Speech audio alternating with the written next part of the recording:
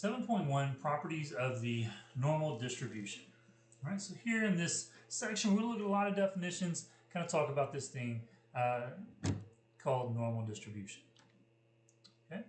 All right, so the first thing we actually want to look at is uniform probability distribution and see what that looks like. Okay. So our first example here is, imagine that we have this time frame of 30 minutes, and your friend is typically always late. Okay. Now they can be up to 30 minutes late, and any of those times from 0 to 30 minutes being late, they're equally likely to show up. So they could show up 3 to 4 minutes late, they could show up 25 to 26 minutes late. They have the same probability of them being one of those two things. Okay? And so when that happens, when all of those probabilities have the exact same amount, with those we call that uniform probability distribution, because it's the same probability across the board. Okay? All right, so a probability density function is an equation used to compute probabilities of continuous random variables. Okay? Now we've got two properties. The total area under the graph must always equal 1, no matter what we're looking at here for these probability density functions. Okay? And the height of the equation must be greater than or equal to 0 for all possible values of the random variable. Okay?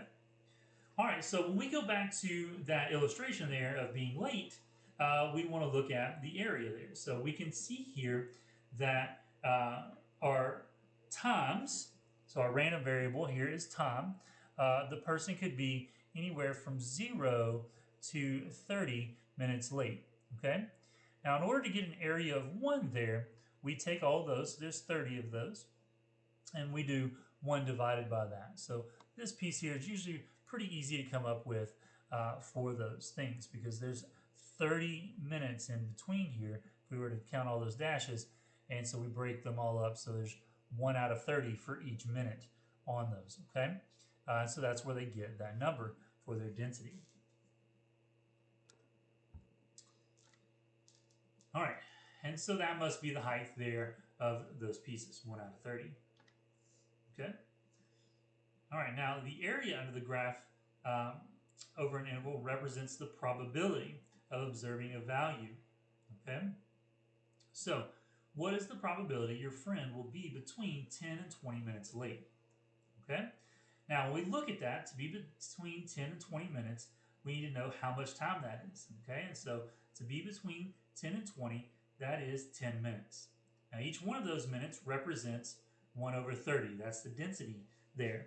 And so we just take the number of minutes times that height and multiply that out. So we can see that right here. Okay, and when we do that math on those, so 10 times 1 over 30 is actually 1/3. So we have that amount. So the area of that shaded area is 1/3. Okay. So that means the probability of being between 10 and 20 minutes late is 1 over 3, or 0.333. That repeats forever on those. Okay? So we can find those things by figuring out those pieces. Now, it's 10 o'clock, so we're looking at that same example. There's a 20% probability your friend will arrive in the next blank minutes. And so we want to be able to find how many minutes that would be. Okay? All right, so since it's a 20% chance, we know we can change that over to 0.2. Our equation is still the same with those. In order to get that 0.2, that probability, we'd have to multiply some number by 1 over 30. Okay? And so we can see that equation right here. Now, to get this x sub 0 off there by itself, we would need to multiply both sides by 30. So we would do here 30 times on this time and times 30 over here, so that these 30s and cancel out, leaving x by itself. And so that's how they get this equation. Okay? So then they can just simply multiply those pieces and we get 6. So they should arrive within the next 6 minutes based on that 20% probability. All right, and so we could even put that onto the time if we needed to for those. Okay. All right, now let's look at the graph of a normal curve. All right, so a model is an equation or table or graph used to describe whatever reality we're talking about here. So you can barely see it there, but there's a red curve. This is our normal curve, and so that looks like a bell shape with those. And so each one of these graphs, even though they're a little bit different, they are normal curves. They overall match the red line with those boxes in there. Now, the more that we have on there, the better it does with that. So as we see there, the more boxes we have, the more data we have and can break it down to, the more it should work within our normal curve. Okay, and this is said to be normally distributed.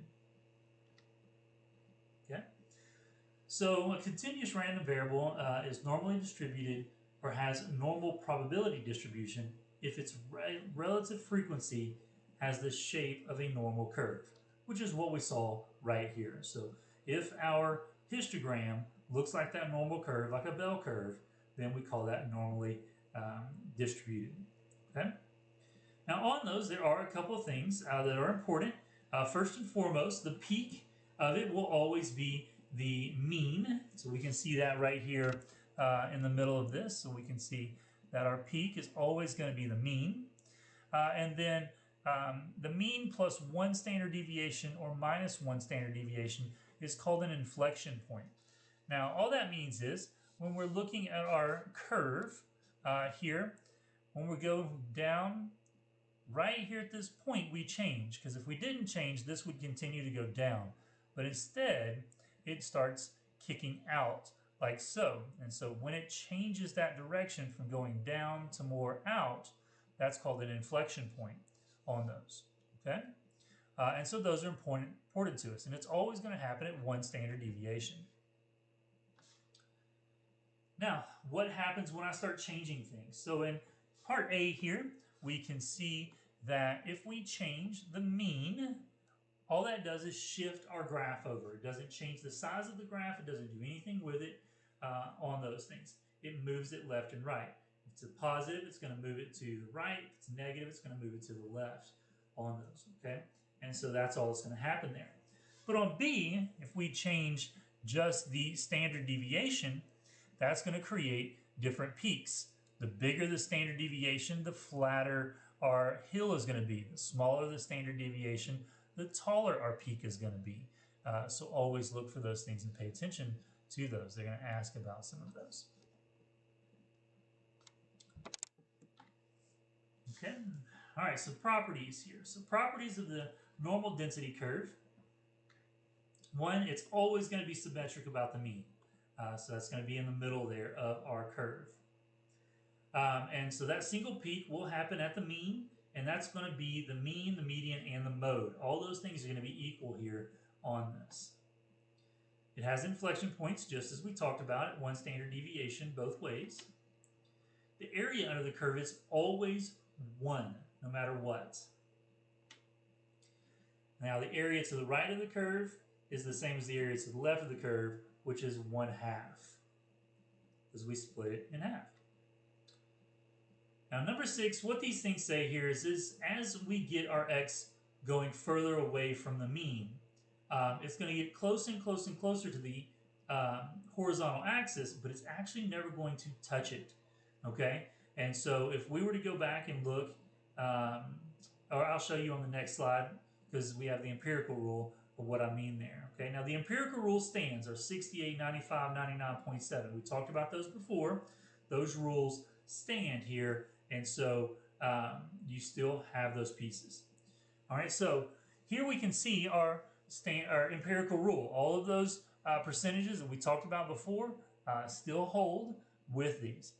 Now you can also see right over here at the end that we have noticed that this is not touching this line down here. And that's never going to happen. This line's going to get closer and closer and closer and closer, but it's never going to touch this line down here in either direction, okay, with those. Those are going to go out there, but there's always going to be a gap in there for that. It may be super, super close that it looks like it's touching, but it's actually never touching with those, and it's going to go forever. All right, now let's look here at the relative frequency. So here we've got this frequency table for all these heights with these. And so if we were to put this in our calculator, we could calculate the mean. And we see here it's 38.72 and the standard deviation is 3.17. Okay. And so if we were going to draw this histogram, we would go back to that table and we could draw it out. And we could see pretty straightforward that this is bell-shaped. We could draw our graph to that pretty quickly here, seeing our tallest piece is going to go down and then down as well with that, giving us a pretty good bell shape on those. Okay, I drew a horrible line there, but that's okay. All right, meaning we could use our normal curve. All right, so here it would tell us to then draw the normal curve on that and then just compare how close is our boxes to that. Okay, and so they did that for us here, and we can see this is pretty close to the center of that box, and that's where we want that. And the majority of those are there. So it's falling really close to our squares, our rectangles, and that's a good thing, okay? And so it lets us know that our approximations using the normal curve are going to be good enough. All right? All right, now for our probability density function, we do have equations for this here, and you can see all of this craziness here. I know you're looking at that and probably a little threatened by it, but don't worry about it. We're not going to be using it here on these. It's just part of the information that we should know when we're looking at them, okay, for those pieces. All right, now area under a normal curve. So suppose we have this random variable. It's normally distributed with the mean and standard deviation. The area under the normal curve for any interval represents either a proportion of the population or the probability that they will be selected within that interval. So we always have those pieces. So that's going to be some of the descriptions that we ask for. Is looking at that description. It's a proportion or probability for those things. They represent the same thing. All right, so another example here. We have this cholesterol. It has a mean of 180. We know it's normally distributed. It has a standard deviation of 36.2. Okay, so draw the normal curve with the parameters. So we draw that. We can see our mean right in the middle. Right there is our mean of 180. Okay. Now over here, we look at the inflection points for those two pieces. And all we're doing there, we take the 180, we add 36.2, and we will get 216.2. We subtract 36.2, and we get the 143.8. And that's where that information comes from. Right? And so that's our important information for our graph for those. Okay? All right, now, what if we look at a specific piece? It says that here, for greater than 200, we are considered to have high cholesterol. So then we just shade the region to the right because it's greater than, and that would represent that graph. Okay? And so we would then talk about the area under that normal curve with those. Okay? And so here it's telling us what that area is, 0.2903. We'll talk about how to find that later, but in this section it would be given to you. And so in interpretations here, the proportion for having high cholesterol would be 0.2903, or the probability would be 0.2903. So either one of those two things would be correct interpretation for this problem. Okay? All right, so those are the things you're going to need here in 7.1.